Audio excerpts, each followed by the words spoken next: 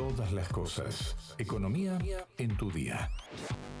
Un tema que venimos hablando en todas las cosas tiene que ver con la economía, el rumbo que ha tomado la República Argentina desde diciembre con el cambio de gobierno a esta parte. Y siempre nos gusta hablar de economía con personas que saben, con expertos y demás.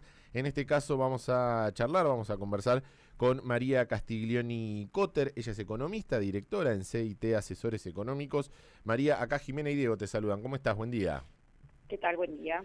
Gracias por este ratito, María, con nosotros. Bueno, no sé si ya a esta altura, se puede hacer una especie de balance o se puede ir viendo si la economía argentina, en estos meses del nuevo gobierno, de la nueva gestión con Javier Milei, ha tomado otro rumbo, se está yendo, ¿vos creés por un rumbo correcto en relación a lo que se estaba haciendo antes? Bueno, sí, obviamente uno puede tener una primera mirada y yo te diría que a mi juicio la Argentina estaba en un proceso que ya estaba agotado, ¿no? Cuyo ciclo ya estaba agotado. Lo veíamos con muchos indicadores concretos, primero por el resultado electoral, ¿no? Obviamente por cómo se dio, ¿no? Ganó una persona que no estaba hace poco tiempo en el radar siquiera de las posibilidades, fue recién electo diputado y tenía 2 diputados en su bloque, como Javier Milei en el 2021. Antes no existía directamente su partido, o sea, no se formó hace poco, fue un emergente de un mensaje de la sociedad que quería un cambio, claramente.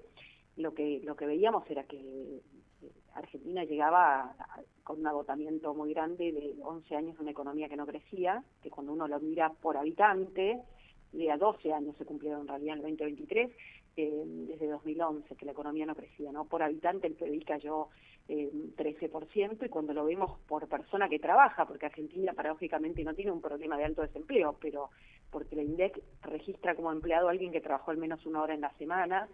Muchas de esas personas tenían una changa y un plan, ¿no? Pero que realmente tenía un trabajo muy precario, con baja productividad, y bueno, eso es lo que se vio, ¿no? Que el PBI por persona que trabaja cayó 20%.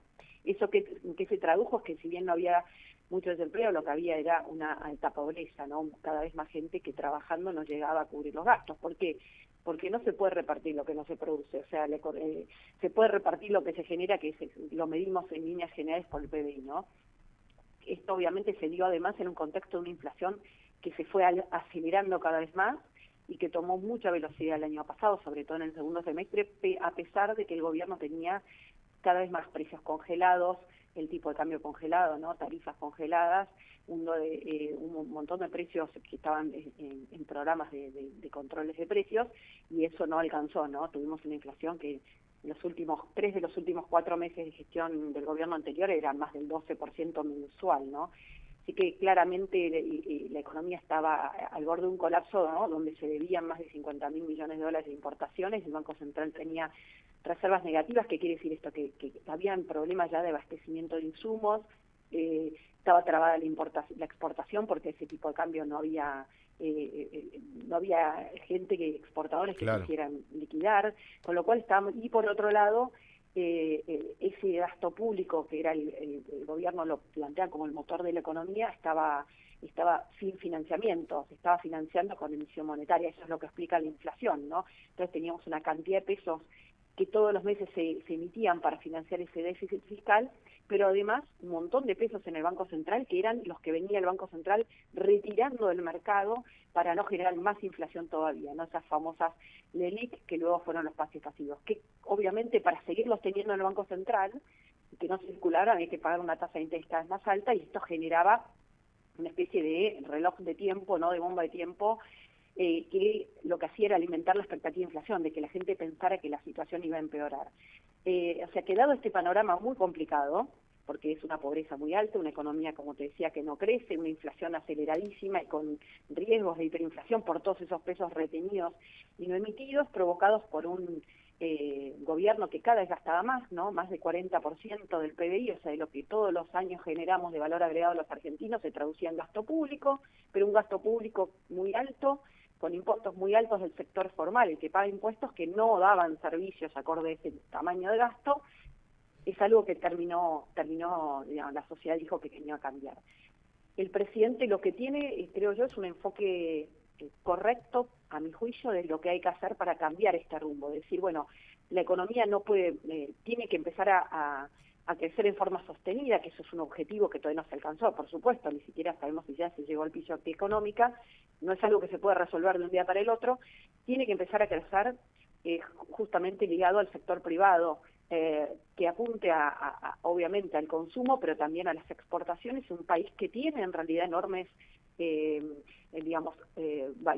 ventajas comparativas en este mundo hoy, geopolíticamente, porque tiene vaca muerta, tiene todo el sector energético, no solo vaca muerta, tiene todo lo que es la minería, el litio en particular, pero otros productos también, obviamente la agroindustria, que ha sido siempre el gran motor de Argentina, el turismo, la economía del conocimiento, hay muchos sectores y obviamente algunas industrias ligadas a nichos que Argentina tiene y es competitiva. Eso tiene que ser el motor y es algo concreto que Argentina puede lograr, pero para eso tiene que lograr la estabilidad macroeconómica, para que la economía pueda empezar a crecer y los mismos argentinos puedan tener un horizonte para emprender desde el pequeño comerciante hasta la gran empresa. Entonces lo que hace falta es estabilizar la macro, que es bajar la inflación, que es el primer objetivo, y para eso buscar cuáles son las causas. Creo que en ese sentido el presidente tiene claro la causa, que es la causa fiscal, ¿no? Un déficit fiscal permanente, y encaró ese objetivo primero, no buscar la solución con controles de precios y ponerle tapones a una situación que ya no se podía seguir controlando, y finalmente atacar el déficit fiscal, que es lo que hizo primero. Obviamente que eso no es instantáneo de resolver y tampoco es fácil de ir de un déficit muy alto a un equilibrio fiscal, y creo que el andamiaje de la ley bases y el DNU están ayudando, o ayudan, si se aprueba finalmente, a dar una sustentabilidad a ese ajuste fiscal o esa corrección fiscal, para luego replantear cuál es el rol del Estado y que el tamaño del Estado vaya de a poco reduciéndose a dar los servicios que son propios, y que el Estado pueda entonces bajar impuestos, desahogar a todo el sector privado para que pueda hacer justamente más productivo, más competitivo, pagar mejores salarios. Esto es como una mirada general. Claro, sí, como sí, te digo, en el corto plazo fue encarar el ajuste fiscal para no justamente que la gente crea efectivamente que no le va a pedir más pesos al Banco Central y pueda bajar efectivamente la inflación, pero en el camino también tuvimos mucha inflación. ¿Por qué? Porque se tuvieron que sincerar precios, como el tipo de cambio oficial, primero, que está súper atrasado, y también precios de tarifas de servicios públicos, ¿no? Que esto ya lo habíamos vivido en otro momento, en 2016, sobre todo 2017, donde de tarifas muy atrasadas se tuvieron que corregir. ¿Cuál es el problema del atraso tarifario? Por un lado, que muchas veces, como había pasado antes, el servicio, la calidad del servicio empieza a caer enormemente, y por otro lado no hay inversiones en ese sector para que pueda haber mejor abastecimiento energético para la producción y para los consumidores, pero también que haya luego mejor calidad, o sea, puedan bajar los precios de esa oferta. Y por otro lado, porque la diferencia entre lo que paga la gente y lo que cuesta, no te digo para inversiones, sino por lo menos para proveer el servicio, lo terminaba pagando el Estado con subsidios, con gasto público, y eso era parte. Lo que te da de tarifas gratis te lo sacaba con la inflación, ¿no? Porque eso generaba una carga muy grande de gasto público y que obviamente generaba el déficit fiscal. Así que está encarando eso. Creo que hoy la inflación efectivamente está bajando. Abril nos dio en la consultora CIT un 8,7, vamos a ver qué publica el INDEC. Y luego en el mes de mayo nosotros estamos viendo una inflación mucho más baja en la núcleo, que es sacando regulados y todo lo que tiene que ver con lo estacional, y en mayo estamos viendo una inflación que no solo en la núcleo, sino en las líneas generales va a estar muy por debajo de ese número, probablemente en torno a 5%, lo cual obviamente es un alivio muy grande, porque no hay manera de ganarle a la inflación cuando la inflación es muy alta. En general, salvo que la economía esté en el medio de un boom, los salarios están atrás, y sobre todo los salarios independientes, monotributistas y el sector informal, ¿no? Ahora, María, me quedo con esto de la inflación, ¿no? De lo que estábamos conversando y lo que nos estás contando. ¿Vos creés, o al menos ahí en la consultora, creen que esto de a la baja de la inflación que se está viendo mes a mes, esto puede ser sostenible en el tiempo, y que en algún momento, más allá de la baja de la inflación, digo, lo que estamos viviendo hoy es que los salarios perdieron poder adquisitivo en estos meses, ¿en algún momento se puede empezar a recuperar el poder adquisitivo sin volver a que suba la inflación y otra vez empezar a correr como desde atrás con eso? Sí, nosotros creemos que sí, justamente porque se están atacando las causas que explican la inflación, que es la necesidad de emitir pesos permanentemente, y obviamente hay otro problema que son los pesos guardados ya de emisiones pasadas, que es todo el proceso que está haciendo el gobierno de tratar de arreglar lo que se llama el balance del Banco Central, porque esos pesos en definitiva son deuda que tiene el Banco Central contra el que tiene los billetes, ¿no? Claro. Cuando los retiene paga un interés, bueno, obviamente se va multiplicando esos pasivos, ¿no? Esos pesos. Así que yo creo que se está haciendo ese trabajo de encarar el problema, yendo a justamente atacar las causas de la inflación. Me parece que eso sí es sostenible en la medida que el gobierno sostenga este sendero de equilibrio fiscal, que es, yo diría, la política principal o el anclaje principal de la política económica, y me parece que no va a ceder ante esto. Obviamente que cuando uno gasta más de lo que le ingresa y tiene que hacer el ajuste, nunca es lindo, nunca es simpático, lo vemos a nivel de una familia, de una persona y de una empresa también, ¿no? Y acá el desafío es cómo hacer el ajuste de la manera que genere, digamos, menor daño, entre comillas, o menor dolor, y que sea lo más justo, genuino, sostenible. Creo, por eso te decía que el gobierno, digamos, ya viendo estos meses que fueron los primeros más difíciles y el compromiso que tiene, no lo va a modificar el ajuste fiscal, y eso da, digamos, mejora las expectativas o la probabilidad de que la inflación siga bajando. Obviamente que esto no es a veces un escalón, un camino siempre lineal, porque hay muchos desafíos, como te dije al principio, ¿no? De la situación económica, pero creo que sí, que es algo que se va a ir dando.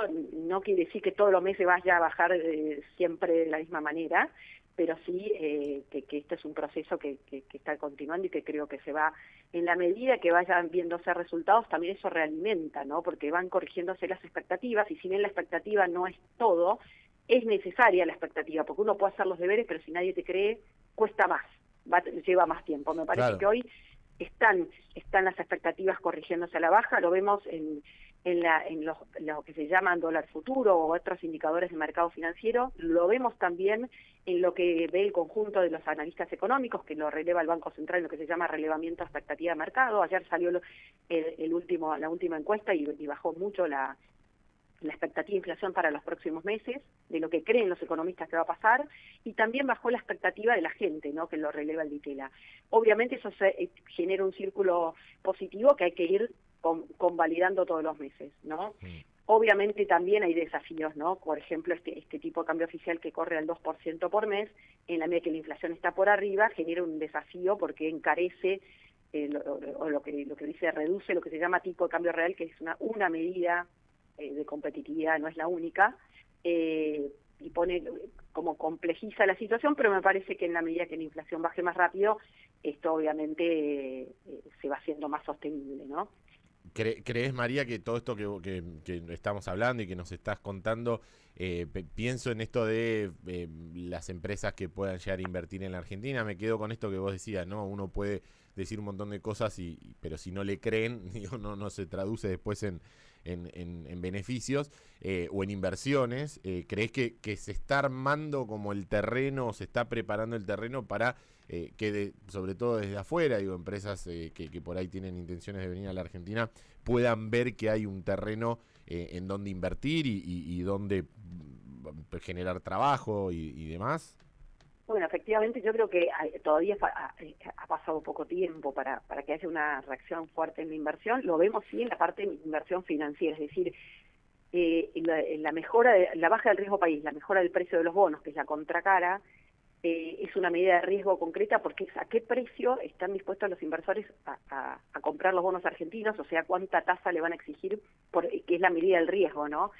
Y bajó muchísimo, de 2.600 a 1.200, sigue estando muy alto, pero marca una idea de que ven un fisco, un gobierno que tiene sus cuentas, que tiene menos riesgo no poder afrontar los vencimientos que va teniendo de deuda a medida que avanza el tiempo. Esto es un primer pequeño paso. Como te decía recién, tiene que consolidarse la baja de la inflación, porque con una inflación muy alta no desaparece el crédito, no hay horizonte, es muy difícil planificar. Y obviamente otro gran paso, en la ley de bases hay un régimen para las grandes inversiones de estabilidad fiscal, que sin duda va a ayudar a inversiones más significativas que Argentina no tiene hace mucho tiempo, porque justamente por esta inestabilidad y horizonte tan corto de decir, bueno, vamos a mantener las reglas del juego, vamos a cambiar todo de nuevo cada vez que nos conviene o tenemos una dificultad, que es lo que ha hecho lamentablemente Argentina en los últimos tiempos, ¿no? Reestructurando la deuda pública, especificando contratos. Eso fue, por ejemplo, la salida de la crisis de la convertibilidad a fines del 2001, fue sumamente desprolija, rompiendo todos los contratos de la economía. Eso genera, digamos, nos sale caro en el largo plazo, ¿no?